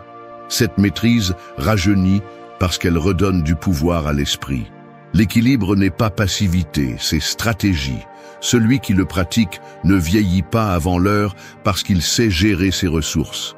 La vérité est claire et percutante. L'obsession de la productivité ne te rend pas plus grand, elle t'épuise jusqu'à te rendre petit. La jeunesse ne se conserve pas dans la hâte ni dans la surcharge, elle se conserve dans la juste mesure, dans l'équilibre entre l'effort et la récupération. Chaque pause consciente est une dose de fraîcheur pour l'esprit, chaque moment de repos réel est un rappel que tu travailles pour vivre, tu ne vis pas pour travailler. Si tu veux maintenir ta vitalité au-delà de l'âge, apprends à équilibrer. 8. La façon dont tu te parles définit ta présence. Réfléchis à ceci, tu peux bien t'habiller, dégager de la confiance et sourire face au monde. Mais si ta voix intérieure est hostile, tôt ou tard, cette hostilité se filtrera dans ta présence. La façon dont tu te parles est le moule silencieux qui construit ta manière d'être face aux autres. Chaque mot répété dans ton esprit est un coup ou un élan. Et il n'y a pas de ride plus marquée que celle laissée par le mépris de soi. Le dialogue interne est une arme à double tranchant. Il peut te relever quand personne d'autre ne le fait, ou il peut te couler même dans tes meilleurs moments. Celui qui se dit « je ne peux pas, je ne vaux rien » Il est trop tard pour moi » accélère son vieillissement émotionnel et physique. Ces phrases pèsent comme des chaînes invisibles qui courbent le dos, éteignent le regard et fanent l'énergie. La détérioration commence à l'intérieur et ce qui se passe dans l'esprit trouve toujours un moyen de se montrer dans le corps. Les stoïciens étaient conscients du pouvoir des mots dirigés vers soi-même. Épictète enseignait que nous ne sommes pas blessés par les faits, mais par l'interprétation que nous en faisons. Si tu interprètes ta vie à travers des phrases de défaite, ton esprit se contracte. En revanche, si tu choisis de te parler avec clarté, discipline et respect, ta présence s'élargit. La jeunesse se conserve non seulement dans la façon dont tu te déplaces ou dont tu te reposes, mais aussi dans la façon dont tu te traites quand personne d'autre n'écoute. La façon dont tu te parles définit ton énergie. Celui qui se répète constamment qu'il est faible commence à agir en conséquence. Celui qui se dit qu'il est fini commence à vivre avec un visage éteint et les épaules tombantes. Mais celui qui se rappelle chaque jour qu'il a encore du chemin à parcourir, qu'il est encore capable de résister et de grandir, projette de la vitalité. Cette conviction se voit dans le regard ferme, dans le pas décidé et dans la sérénité de sa voix. La science le confirme également. Le cerveau ne distingue pas entre une menace externe et une menace interne. Lorsque tu te parles avec une dureté destructrice, le corps réagit comme s'il était sous attaque. Le cortisol augmente, la tension monte, la capacité de régénération diminue. En d'autres termes, te maltraiter avec des mots vieillit. En revanche, un dialogue interne constructif active des neurotransmetteurs qui améliorent l'humeur, renforcent le système immunitaire et prolongent la vitalité. Beaucoup confondent le respect de soi avec la complaisance. Te parler avec respect ne signifie pas t'excuser ou te mentir, cela signifie avoir la fermeté de te corriger sans te détruire. Tu peux te dire « ce que j'ai fait n'était pas le meilleur, mais je peux le faire différemment », au lieu de répéter « je suis un échec ». La différence semble petite, mais elle transforme ta présence. Le premier corrige et renforce, le second affaiblit et flétrit. Réfléchis à quelqu'un qui dégage de la confiance sans avoir besoin de mots. Ce n'est pas seulement à cause de la façon dont il s'habille ou se déplace, c'est parce que son dialogue interne le soutient. Une personne qui se parle avec respect reflète la dignité dans la façon de regarder, dans la manière de s'asseoir, dans le calme de sa voix. Cette présence rajeunit, car elle n'est pas marquée par le poids du mépris, mais par la force de l'autocompréhension. La vérité est claire. Personne ne reste jeune s'il est en guerre avec son propre esprit. La détérioration la plus rapide ne vient pas du calendrier, elle vient du poison des maux internes. Te parler comme un ennemi t'épuise, te parler comme un guide te renouvelle. La façon dont tu choisis de te traiter en silence est celle qui définit comment les autres te perçoivent. Et cette perception peut être celle de quelqu'un qui est flétri de l'intérieur ou celle de quelqu'un qui transmet de la force et de la vitalité au-delà des années que tu connais.